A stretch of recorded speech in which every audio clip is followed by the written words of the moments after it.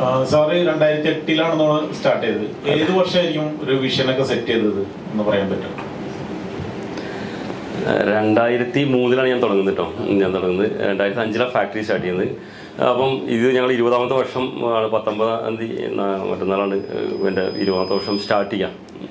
അപ്പം വിഷനൊക്കെ സെറ്റ് ചെയ്യാൻ ശരിക്കൊരു അതിന് മുമ്പ് കുറേ ഗാർമെൻറ് ഉണ്ടാക്കുക, തയ്ക്കുക, മാർക്കറ്റിൽ കൊടുക്കുക, കുറേ ടേൺ ഓവർ വേണം, ടോപ്പ് ലൈൻ ഭയങ്കരമായിട്ട് കൂടണം.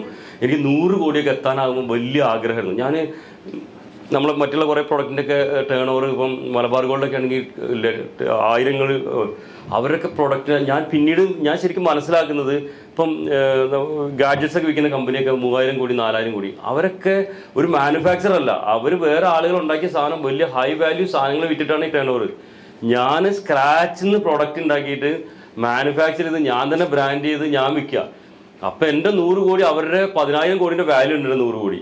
അപ്പം ഞാനതൊക്കെ സെറ്റ് ചെയ്യുന്നത് ശരിക്കും ഞാൻ അതിന് പഠിക്കാൻ ശ്രമിക്കുന്നു. ആ സമയത്ത് ഞാൻ ടേൺ ഓവർ ഉണ്ടാക്കുന്നതിനെ കുറിച്ച് എൻ്റെ പഠനം ഇതൊക്കെ ശരിക്കൊരു 2013 മുതലാണ് ശരിക്കും സോഷ്യൽ മീഡിയ സജീവമായതിനു ശേഷമാണ് ഞാൻ ശരിക്കും ഒരു വിഷൻ സെറ്റ് ചെയ്യണം. പിന്നെ ഇവരെ 99 ഒക്കെ വന്ന് ഒരുപാട് ഇങ്ങനെ കൂട്ടായ്മകളൊക്കെ വന്നു, ഇതിൽ ഡിസ്കഷൻ വന്നു, ഒരുപാട് ആളുകളുടെ ചർച്ചകൾ വരുന്നു, മനസ്സിലായി. അതുപോലെ ഞാൻ ഒരു കൺസൾട്ടന്റുമാരായിട്ട് ഞാൻ ഇനിയിപ്പോൾ എല്ലാവരെയും എടുത്തില്ലെങ്കിൽ പോലും ഡിസ്കഷൻ എനിക്ക് സമയമുണ്ടെങ്കിൽ എൻ്റെ സെക്രട്ടറിയോട് ഞാൻ പറയും, ആരെങ്കിലും അപ്പോയിൻമെൻറ്റ് ചോദിച്ചു കഴിഞ്ഞാൽ സമയം കൊടുക്കാൻ പറയും.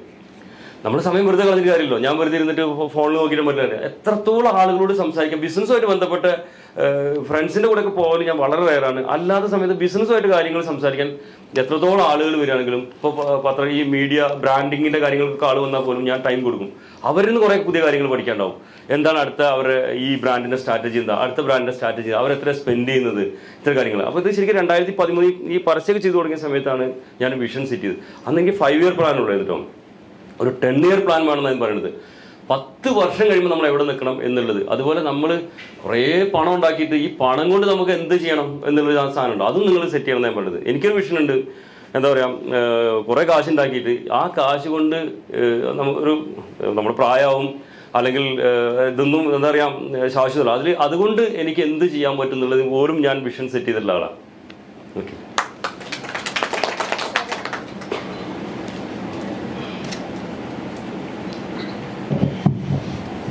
സർ, നമ്മൾ ഇവിടെ കേരളത്തിലെ പല യൂണിറ്റുകളും കമ്പനികളും ചെലവ് കൂടുതലാന്ന് പറഞ്ഞിട്ട് കൂട്ടിപ്പോണുണ്ട്, അടുത്ത സംസ്ഥാനങ്ങളിലേക്ക് മാറ്റുന്നതുണ്ട്.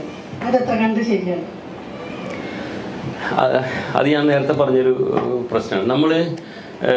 നമ്മൾ ഇപ്പം ഇന്ന് ഞാൻ എൻ്റെ സെയിൽസ് ആയിട്ടുണ്ട്. നമ്മൾ ഒരു പ്രൊഡക്റ്റ് ഉണ്ടാക്കുന്ന സമയത്ത് കോമ്പറ്റീറ്റീവ് പ്രൊഡക്റ്റ് നമ്മളൊരു പ്രധാനം പറഞ്ഞത് നാട്ടിൽ 5000 രൂപയ്ക്ക് മൊബൈൽ ഫോൺ കിട്ടും. 1.5 ലക്ഷം രൂപ ഇപ്പോൾ എനിക്ക് അടുത്ത ലോഞ്ച് എനിക്ക് 2 ലക്ഷം രൂപ ആപ്പിൾ ഐഫോണ്. സാംസങ് 5000 രൂപയുടെ ഫോണും വിൽക്കുന്നുണ്ട്, 1.25 ലക്ഷം രൂപയുടെ ഫോണും വിൽക്കുന്നുണ്ട്. അപ്പോൾ നമ്മൾ എവിടെയാണ് നമ്മുടെ വിഷൻ സെറ്റ് ചെയ്തതെന്ന് വെച്ചാൽ, അപ്പം ഇപ്പോൾ ഈ പറഞ്ഞ് കൂട്ടിപ്പോകുന്ന ആൾക്കാരും മുന്നോട്ട് പോകുന്ന ആൾക്കാരും ഇവർ ഒരു ബയറെ മാത്രം, അവർ ഒരു ടീഷർട്ട് ആണെങ്കിൽ ആ ടീഷർട്ടിന് കോമ്പറ്റീറ്റീവ് പ്രൈസ് ചിലപ്പം റിലയൻസ് സപ്ലൈ ചെയ്യുക അല്ലെങ്കിൽ ലുലുവിന് സപ്ലൈ ചെയ്യുക. അപ്പോൾ ലുലു വന്ന് നോക്കണേ, ലുലു പറയുന്നത് ആ തുണിക്ക് ഇത്ര കിലോയ്ക്ക് ഇത്ര വില, നിങ്ങൾക്ക് തയ്യക്കൂലി ഇത്ര വരുന്നത്, എനിക്ക് 150 രൂപയ്ക്ക് വേണം. നമുക്ക് ഇവിടുത്തെ ലേബർ കോസ്റ്റ് വെച്ചിട്ട് ചിലപ്പോൾ 150 രൂപയ്ക്ക് കൊടുക്കാൻ പറ്റില്ല. അതേസമയത്ത് നമ്മുടെ ബ്രാൻഡാണ്, ആ ബ്രാൻഡാണ് ആൾക്കാർ ചോദിച്ചു വരുന്നത്, ടീഷർട്ട് എന്നല്ല. ഇപ്പോൾ നമ്മളൊരു ബ്രാൻഡായിട്ട് ചോദിച്ച് ചെല്ലുകയാണെന്നുണ്ടെങ്കിൽ നമുക്ക് ഈ മാർക്കറ്റിൽ നിന്ന് നമ്മുടെ കേരളത്തിൽ നിന്ന് എനിക്ക് തോന്നുന്നത് എനിക്ക് 3-4 ഫാക്ടറി ഉണ്ട്. കർണാടകയിൽ ഫാക്ടറി ഉണ്ട്, തമിഴ്നാട്ടിൽ ഫാക്ടറി ഉണ്ട്, എനിക്ക് മഹാരാഷ്ട്രയിൽ ഫാക്ടറി ഉണ്ട്. എനിക്ക് ഏറ്റവും സുഖവും സമാധാനവും ഉള്ളത് കേരളത്തിലെ ഫാക്ടറിയാണ്. എല്ലാവരും പറയും കേരളം ശരിയല്ല.